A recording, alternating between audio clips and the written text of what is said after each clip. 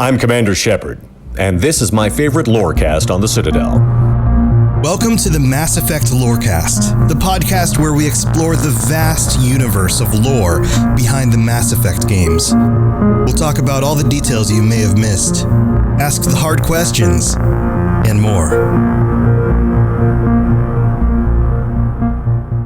Spectres, welcome back. This is episode 55. I'm your host, Tom, or Robots, and I'm here with N7, the Legend. Should I say the Legend or Legend? I don't know, I keep going back and forth. Yeah, my name originally was N7 Legend, and then, I switched it, and then I switched it back, and I lost that domain, having N7 Legend as my name. Yeah. But since then, I've actually heard people tell me that they prefer N7 the Legend. Let's just go with it. N7 the Legend, here with me, as usual, talking more about Anderson. This is our second Anderson episode. And welcome back to the show. So we just came off of that episode, giving you a big old recap about how badass Anderson is, and yet how humble, which makes him even more, that's like double badass. Galactic Dad Anderson, double badass. Yeah, it's easy to hate a badass who's also arrogant. Not easy to hate a badass who's humble. No, and that is the best kind of badass, if you ask me. I think that, like, it's even, if you're doing something that's hard and then you're doing something that's even harder on top of that thing that's hard, like being humble about the hard thing you just did, then that's just like you just win everything. You just won the galaxy. Like, congratulations. Yeah. Anderson is the winner of the galaxy. Last time we were talking about how strong his impact was, not just on the galaxy, but more on a micro level on Shepard. And so, part of that is because of all of the sacrifices that Anderson makes. The largest and most obvious one being Anderson taking a step back and giving Shepard the Normandy. Yeah. I'm not sure if that was copacetic with Alliance protocol. I don't know if that can just happen. I'm not too versed in Navy ship inheritance, but I'm not sure that the XO was always promoted to the captain of the ship. Yeah, I don't know for sure either. It seems like it's a fairly common thing in like sci-fi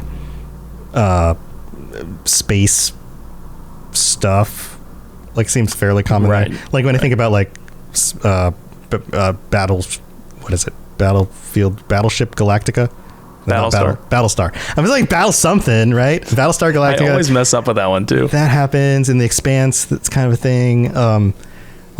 And just a brief survey of the neurons in my brain that are firing away about recollection of other series. Seems pretty common, but maybe there's counterpoints out there. I think it also helps facilitate the father-child dynamic, right? The hand-me-down thing. Mm-hmm. And that's so strong. That's so strong with Anderson and Shepard, because we get the sense that Anderson is already a mentor from the very get-go.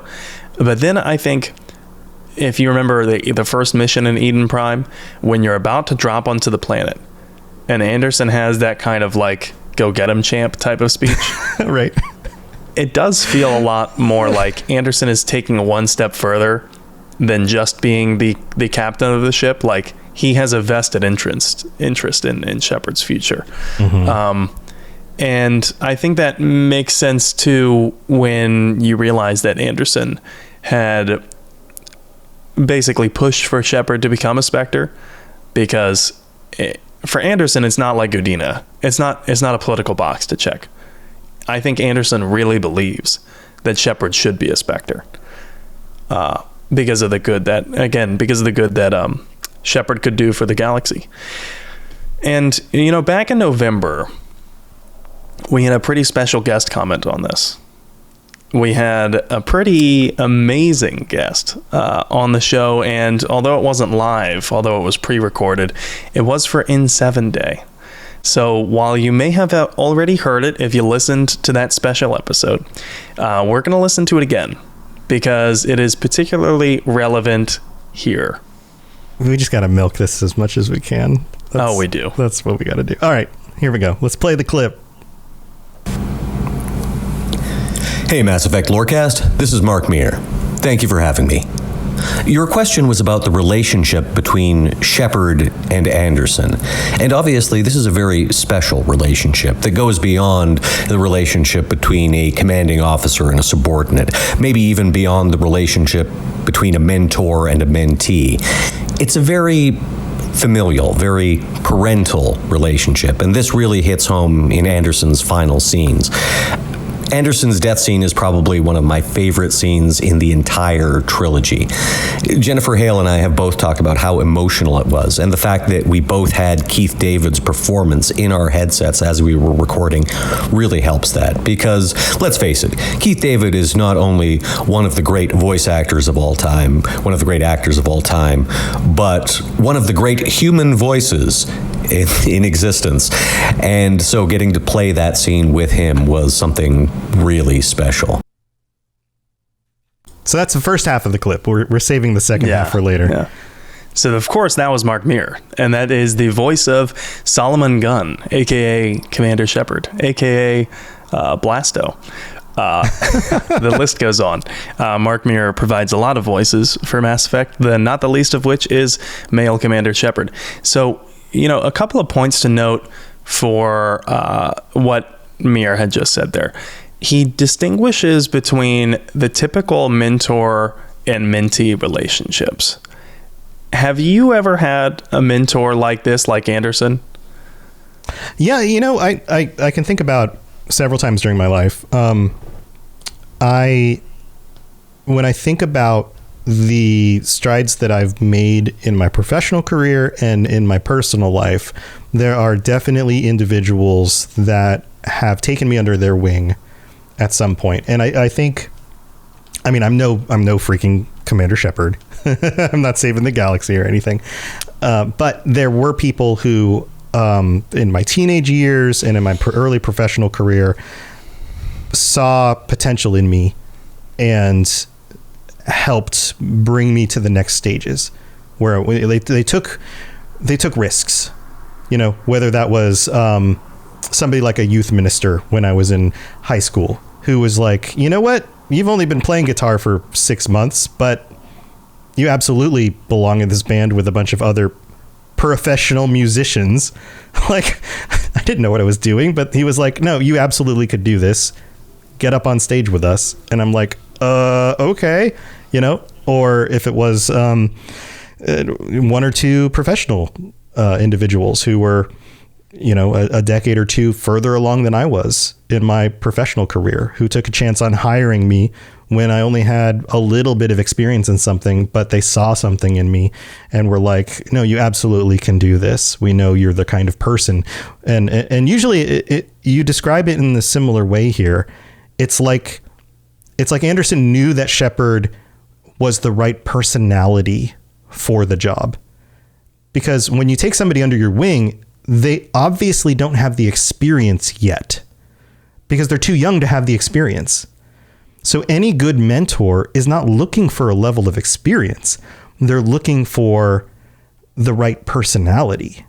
They're looking for the right mentality, the right character, because they know that if they put somebody with the right character in the role, that experience will come.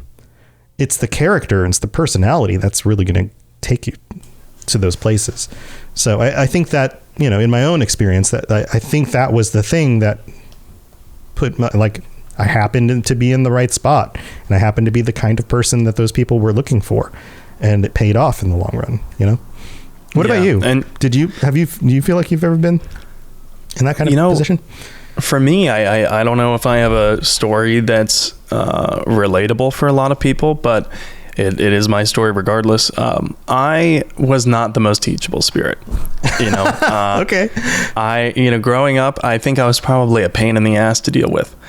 And when I was in college, even, I look back on those times and I think about the professors who were kind to me, the professors who kind of cut me some slack left and right, and I think about them as saints, because I could not have made it easy. I had my head so far up my cloaca that I was seeing brown.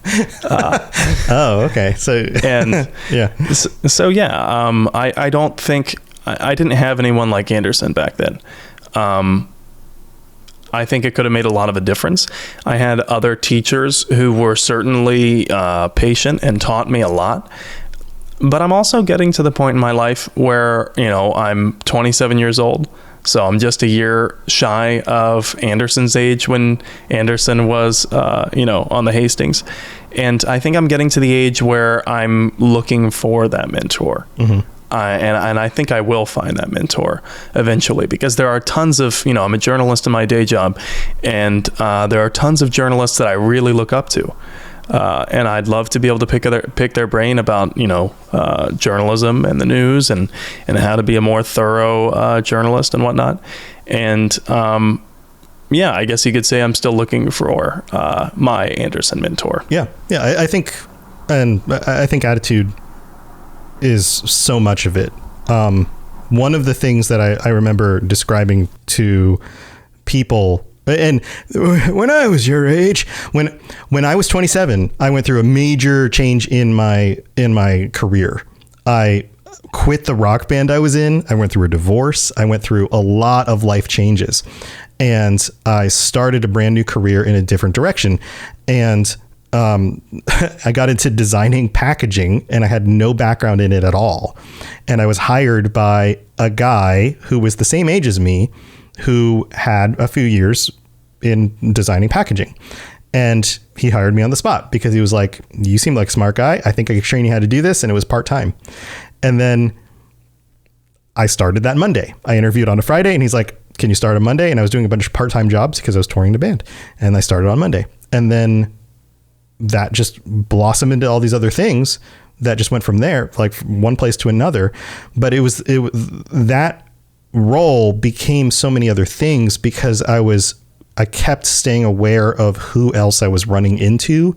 And when I would meet somebody who was bright and smart enough to realize the potential that I knew I had in myself, and then I would make a point to not latch onto them like a disease or something, but to engage with them and to show them my potential, to genuinely, show them my willingness to work hard, my willingness to be open to critique, to show them my mettle in the same way that somebody like Shepard would, and I don't want to get too much into like the personal stories on this, but I think that that's the key to being the mentee in a mentor-mentee situation is not being the kid with your head up your ass, because nobody wants to have to take you under their wing if they have to pull your head out of your ass, Instead, if you are the person who looks like you're ready to be taught and you look like you're extremely capable,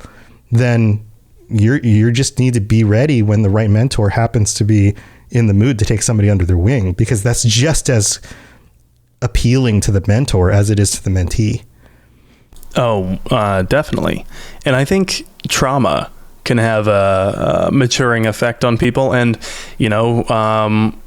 whatever you pick as your Shepard's background, chances are that Shepard went through a decent level of trauma at a very early age. Oh, yeah. So Shepard would have matured faster than most people probably would have, and then lowered their own ego enough to be teachable. And I identify with that on a personal level too. I've dealt with a significant amount of trauma, which before that trauma happened, that's when I was talking about. That's when I was talking about. And afterward, I'm a completely different person. Oh yeah. And, I absolutely agree. I was there is a cockier, feel like I can just take on the world version of me. And there is the defeated, rundown version of me. And then there's the I've got up off the ground, and I remember what the original version of me felt like, but I also know what the healthy version of that feels like without being egotistical about it. Like the healthy, like I know I can do it, but I don't need to tear other people down to do it version of me. Yeah, I wonder what the cocksure version of Shepard would be. I don't think we'd like it. Maybe that's if you're a pure renegade, Shepard. That's the pure renegade. Yeah, that's what you get, is the guy who's just a total jerk ass who's just just like tearing everybody down in order to get what he wants done. Absolutely. Yeah. Well, I think we could probably talk for a long time. We should have a personal growth podcast. Personal lessons from Mass Effect. Yeah. What we can learn about life from lessons, Mass Effect. Life lessons and the Mass Effect galaxy. Life lessons with Shepard. Another point that Mark Muir had brought up was we both had Keith David's performance in our headsets. And I found this was pretty interesting because although a lot of people who might be really in tune with the voice acting industry or the video game industry, they might already know this, but I did not. That voice actors do not sit together. It's not like actors in any other format. Yeah. They are often going to studios and recording lines asymmetrically. Yes. So I think it's standard for the industry, but it is amazing that they are able to produce such amazing quality when they're not even in the same room together.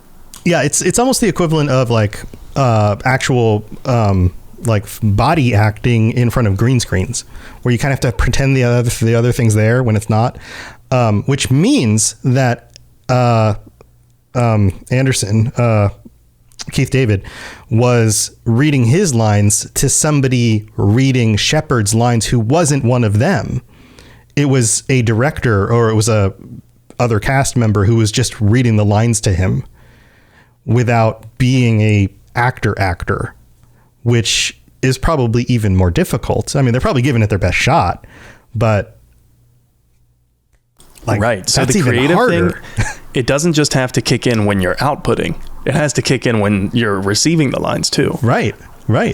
So you have to kind of be imagining like, okay, what would the actual Shepard actor be delivering this as, if you're not actually getting that on the other side of your that's why he mentions it, is that like we were beneficial to have Keith David's version of the line reading already in our headphones, so they kind of had a leg up in being able to respond to him. So they had the advantageous side of that. Which makes sense if you want your lead, Commander Shepard to have the advantageous side. But maybe they went back and forth because they probably didn't record all the lines at once. It depends on the booking schedule. So you think so? Mm-hmm, yeah. So if someone like Keith David is signed up and they're like, okay, you have 1,200 lines for Mass Effect 3. And how long, and he signs a contract and they're like, okay, 1,200 lines. We've got you booked for two whole days. They're going to get through those lines. And that's it, because holy crap, they'll fly him out to the studio. He'll sit down. They'll do day one of the lines. Then they'll do beginning of day two. They'll probably wrap it up. And then they might have the second half of day two to do any patch back in for any lines that they want to rework. And then they're done. They fly him back out. That's it. Because his time is money. Like that's it. Then they're done. And if they need to re-record any lines later, they got to fly him back out and do it again.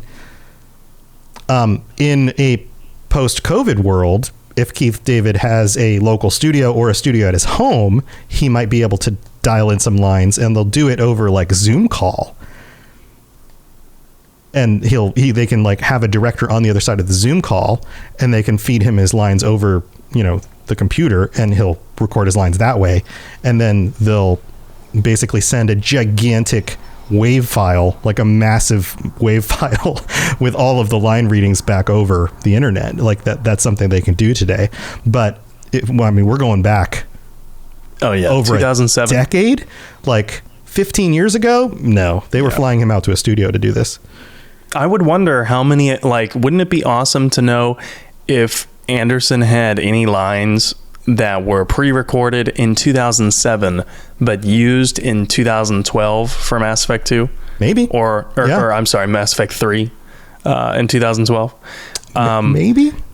So maybe not. I feel like maybe they didn't have that much of the writing done at that point, but probably regardless. Not. Yeah, you would have had to like tear through the entire list of dialogue to go like, oh, this line would have worked here, so we'll just move it. That's more work than just writing something again and just having adding a few extra lines for him to record while they already have him, in the budget. Yeah, Keith David, definitely one of the best voices in the industry, and probably one of the best voices I've ever heard. Also voiced other video game characters like the Arbiter in Halo, and Julius Little in Saints Row. Julius Little in Saints Row. Man, the Saints Row games are ridiculous. That's awesome. That's so cool. Well, these episodes, the second episodes every week, are going to be a little bit shorter, but we're going to take a mid-break here, and we have a planet card again. So we're going to talk about the planet card in the mid-break, so don't go anywhere, and we'll be back to talk about more Anderson in just a minute. Message coming in. Patching it through. I am sovereign, and this station is mine. I like the sound of that. All right, so how does a planet card work into this episode? Oh, well, I can't wait to tell you. So this planet is named Kamala. Kamala. Not Kamala. Kamala. That is the vice president. Ah. Okay. This one is Kamala. And it is spelled Camala. Realized I should be spelling these for our listeners in case they want to look them up themselves. So Kamala is a relative. I just did it. Kamala. Not the vice president. Kamala is a relatively small but ezo-rich garden world recently colonized by the Batarians. In an unusually open gesture, the Batarians allowed immigration of free citizens and other species so long as they came from an independent colony planet such as those in the Traverse and Terminus, and retained non-citizen status during their stay. These structures were small obstacles compared to the economic lure of Ezo, and soon the planet boasted spaceports and refineries that considerably enriched the hegemony. The planet enjoyed relative peace and prosperity, with the major lifestyle inconvenience being freshwater shortages due to a dry climate. The Reaper invasion has turned Kamala's cities from affluent oases into a living nightmare.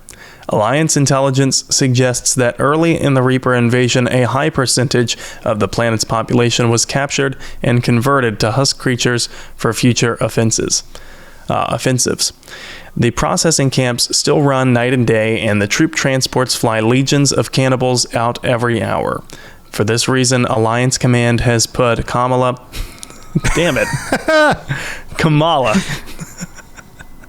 squarely in its sights for military strikes. I got through it. I don't have to say Kamala again.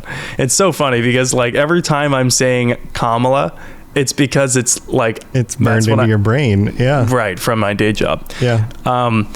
And of course, the significance of this site is because it is the planet where Daton manufacturing is. And there's a facility where it all went down with Anderson and Saren right there on that planet. And so this is, this is the reason why Anderson never became a Spectre. The reason why he had to give up the command of the Normandy, the reason why the original trilogy is Shepard's story and not Anderson's. It all started there. At Kamala. Not Kamala. The Alliance Command has not put Kamala in their sights for military strikes. Got it. All right. Awesome. So being that this is the middle of the show, I promise to call out our Shepard tier patrons, which sometimes I forget on these second episodes, but we've got to call out Commander Shenko, Hul the Fool, Mighty Talos, Apollo, and Pipe Man. Just give them a big shout out because they are our tier 5 patrons, and thank you to all of our patrons. And we also don't have any new reviews right now, but if you'd like to help us out with a review on Apple Podcasts and give us a 5-star rating, we will read it out on a future episode of the show. So, all right. Oh, also, hey, are you on the Robots Radio Discord? It is a wonderful place if you'd like to hang out with us and over 2,000 other people to talk about Mass Effect and video games. And it's the nicest corner of the internet. It's amazing.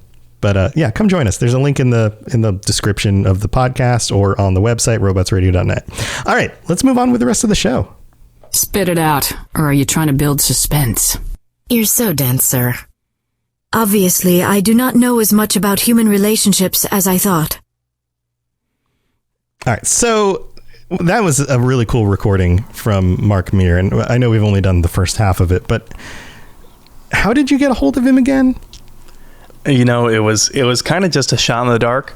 I had posted something about the Lorecast, and someone had jokingly tagged Mark Muir, saying, "Hey, you should know about this show." Oh yeah, and he had liked the post, or maybe he followed the Lorecast. I can't remember.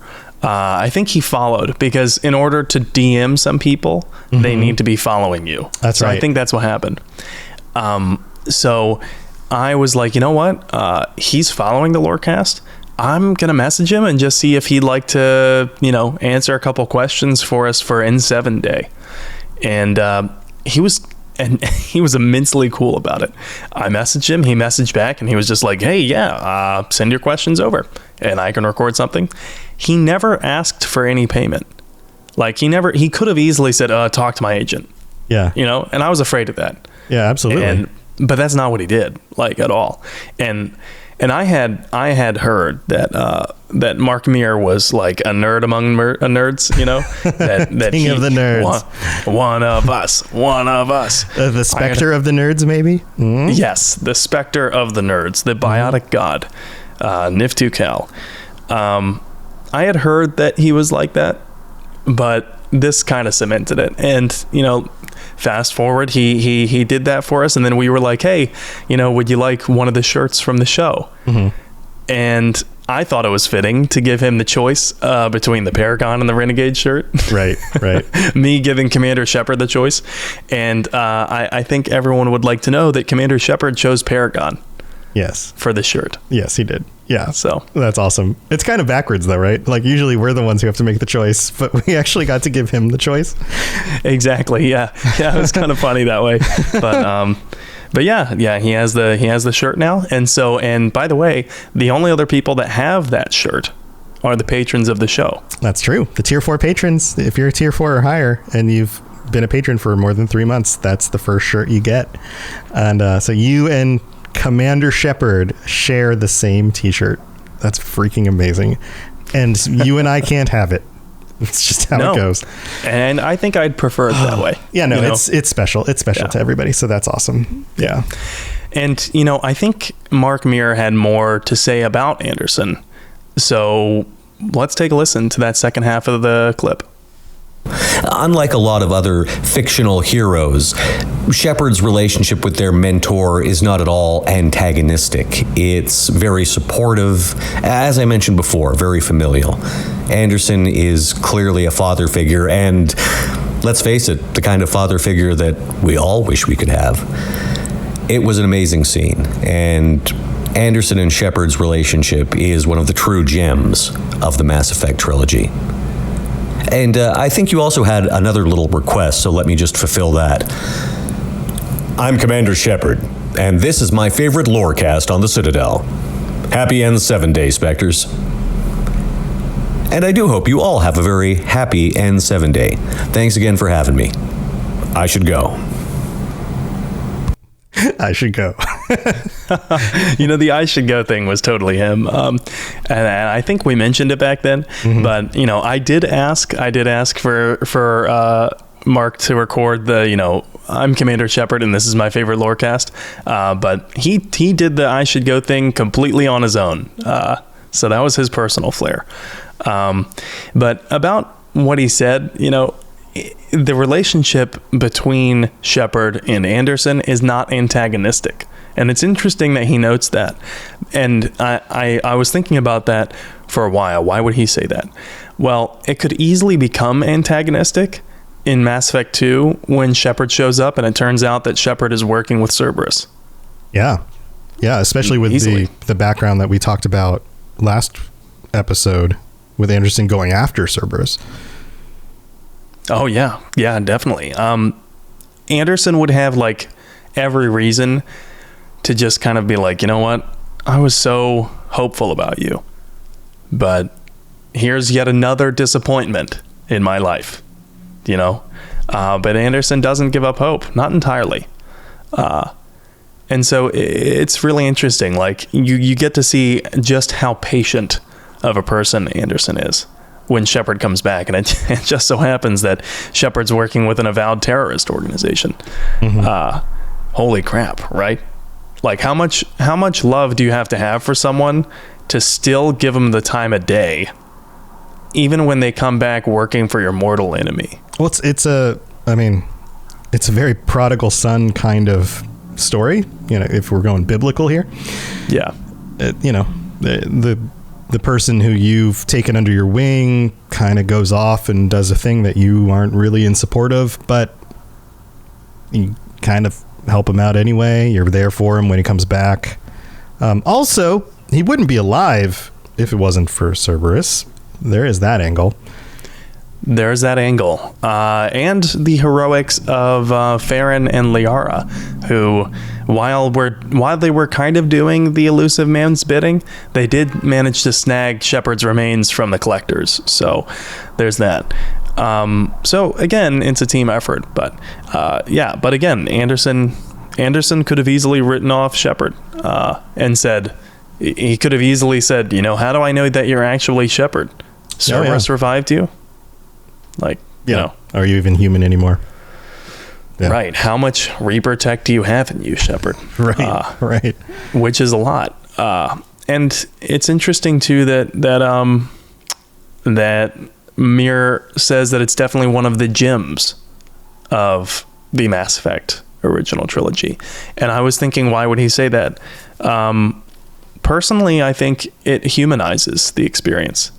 This is one of the very few relationships that I think you can have as the player character outside of the romantic ones, which of course made the game a meme, right? This was the first game where you could, not the first, but one of the major AAA games where you could have a relationship, like a romantic relationship. But this is one of the platonic familial relationships where it grounds the whole game in this is very human. No pun intended. And it humanizes the game because it brings this depth to the experience where you feel like you're not just talking to a group of pixels on the screen. Right. But you're talking to another human being. Right. Someone who's proud of you. Right. It's a identifiable thing. It's one of those like human moments that makes you feel like either I've been in a similar situation or at least I can identify with this. Yeah. And leading to that, I said that I'm proud of you. I am, of course, referencing Anderson's death scene. And if you haven't seen that scene, maybe tune out because this is one of the best scenes of the entire game. I agree with Mark Muir here, because it hits hard because of the human element. Because this is your mentor, and in this scene, at least. And the music helps. The music certainly helps. But in this scene, I really felt like I had lost someone. Like I truly lost someone. More so than any of the other death scenes in the game. Yeah, well, it's a parental figure, Right. Yeah. It's a parental figure. It's someone who like genuinely sacrifices for you, even if you don't feel like you deserve it necessarily. Yeah, and it kind of comes out of nowhere. You kind of see it coming, but you kind of don't. And it is after Shepard goes up the beam, on the Crucible, and you're almost there. You're so close to beating the game. And it's just within grasp. It's just within reach. And at least for me, I wanted Anderson to be alive to see that. Yeah. And Anderson dies. Right. And Shepard's final words to Anderson were, "We did it." Yeah. So at least there's some closure. There's some closure in that, which if they didn't add the last line there, it would be like, no, he never knew. Like, there. Yeah. There's a lot of cut dialogue, by the way, between Shepard and Anderson. And if you haven't heard the cut dialogue, and there are mods that place it back in, but if you haven't heard it, I highly encourage you to look it up. if you've played through the games before, because man, it's like, if you thought that scene was heart-wrenching before, with the added cut dialogue, it's like, whew, that's something else. And that's like, it left me speechless, and a large part of that is due to Keith David's performance. Games are unique. I mean, all stories can have that effect, whether it's a good book or a good movie. But I find that sometimes games really can do that. And it really was nice. And when somebody like Mark, somebody who takes their time, put into the games, especially a game like this this game was finished a decade ago, and he still takes time to, we've got this little podcast, this little thing that talks about a game he finished a decade ago. I'm sure he's been on to so many other projects since then, to be able to just take some time out and to, just give him some time out of his day, which I'm sure is extremely valuable. Right. Yeah. He's one of the most approachable celebrities that I've ever interacted with. Yeah. So Mark mentioned Anderson's death scene, and on these episodes about Anderson, we really haven't discussed his presence in Mass Effect 3. What do you think about his role in the final part of the trilogy? So in Mass Effect 3, the Reapers hit Earth, right? And they overwhelm all defenses. Mm-hmm. And it's a massacre. Humanity is just not ready. Not by a long shot. And we see in the throughout Mass Effect 3 that entire city blocks are just like getting wiped out. Yeah. Yeah. Like right at the beginning. It's just like right at the beginning, it's just like everything's just gone to hell. The literal blink of an eye. Just, Yeah. Entire blocks of people gone. And in Mass Effect 3, in the beginning, Anderson is running with Shepard to the Normandy for extraction, and then says, "No, Shepard, I'm not going." Mm-hmm. So Anderson's first instinct is to save Shepard by again giving him the Normandy, and then choosing for himself to stay. Right. And command the ground forces, the resistance on Earth. Which is almost definitely a suicide mission, but it's not about suicide or not suicide for Anderson. It's about doing the right thing. Or he's like, I'm taking out one of these motherfucking Reapers, and you're not going to stop me. I've taken out some aliens in my time, but I ain't killed one of them yet. He wanted a new alien on the notch on his belt. Right. Yeah. He's got like all these like notches for all the different alien types of, evil things that he's killed so far, but he doesn't have like one of those. Yeah. He's like, "Come here, you Lovecraftian bitch." Yeah. Come here, you giant bug. Let's go. This is my hometown. You killing my city? I don't think so. It's the London equivalent of "I'm from Brooklyn." Yeah. Yeah. Yeah. Absolutely. I wonder what Anderson would be like if he were from Brooklyn. They'd have a different accent. A lot more in your face. Yeah. Anderson, as at this point in Mass Effect 3, has already shown that he's down to earth enough, pun intended, to recognize that losing fight when there is one. So I have no doubt in my mind that Anderson sees this and knows it's a losing fight. He's not dumb, he's incredibly observant. And this time, though, Anderson fights anyway. Despite the terror, the sleepless nights that accompanied that, the sheer overwhelming odds of these kilometer-tall enemies. And let's not forget, he's been promoted to admiral already at this point. He's no longer just a captain, he's an admiral. And he has the chance to escape on the Normandy and regroup with Admiral Hackett and the command fleets and the lead from the safety of a mobile headquarters. But instead, he stays and he fights. So for me, this is once again Anderson exuding some of the greatest courage we've seen in Mass Effect. And, about courage, I said in that previous episode that I've been, referencing now, or the episode of the Pixel People one, where we talked about Anderson. Mm-hmm. Courage is not, a lack of fear. In my opinion, it's actually acting in the face of overwhelming fear. Right. And Anderson does this. For Anderson, who sees Earth torn apart in front of his very eyes, and who witnesses entire brigades of humanity's defenders wiped out from existence. I mean, this guy has his tears dried from the free-floating ash and soot of one of humanity's greatest cities and his hometown. So for Anderson, would there be hope? Well, not around him physically. But for humanity, I think there would not be hope without Anderson. Well said.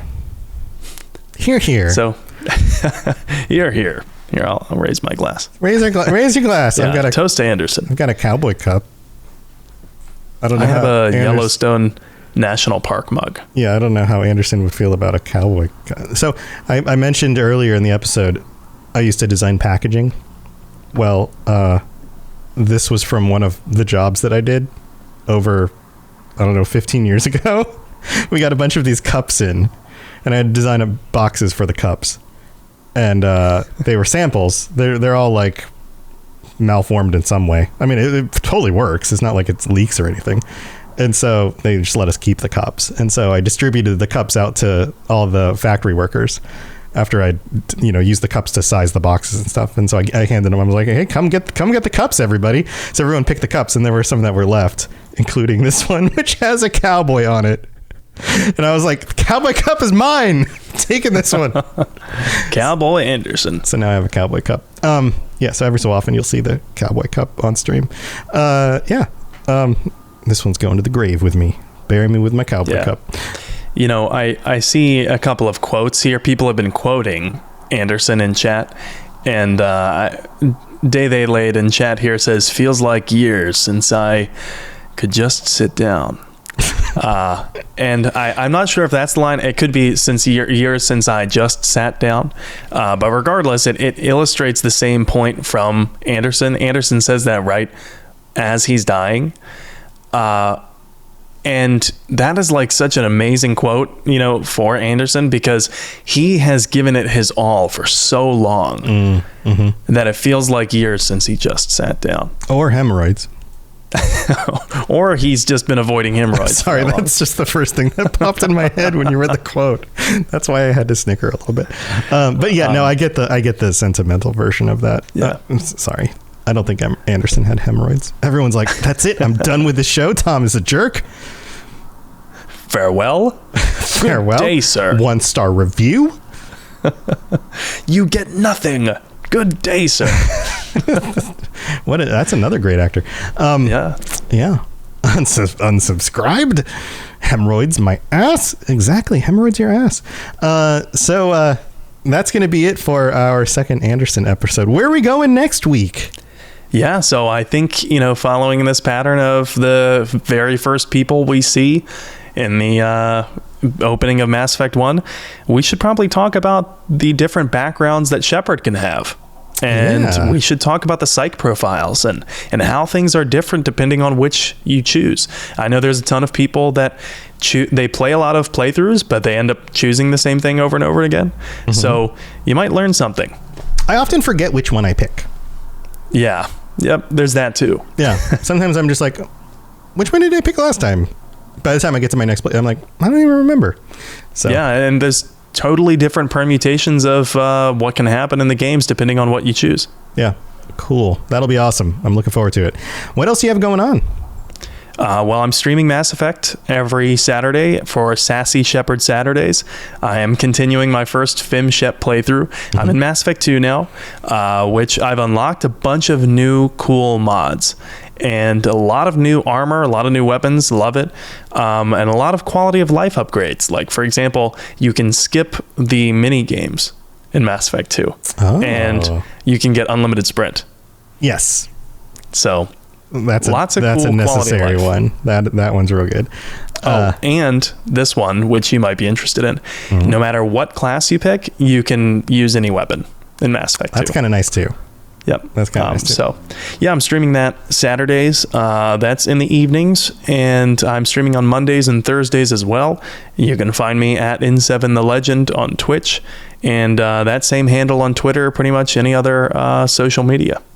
Awesome. All of my stuff is over at robotsradio.net. All of the shows on the network and all of my shows, all the different Lorecasts. So go check that out. And of course, all of my streams are over on the Robots Radio channels on Twitch and YouTube and Facebook, if you like watching stuff on Facebook for some reason. And I've got a bunch of other stuff going on, but you guys know all about all that stuff. Come join us on the Discord and just hang out and play some games with us and chat with us and stuff. We love you guys being here as part of the community. You're the best community on this side of the galaxy and the internet. And until next time, stay safe out there and don't be a Saren. Be an Anderson. We'll see you. See you next time, everybody. Whoa, that was the wrong button. My bad. Why is that still Thanks a for thing? tuning into the Mass Effect Lorecast. We'd love to hear your opinion and thoughts on the lore of Mass Effect.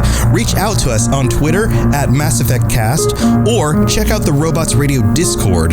Also, you can send us an email at masseffectlorecast@gmail.com.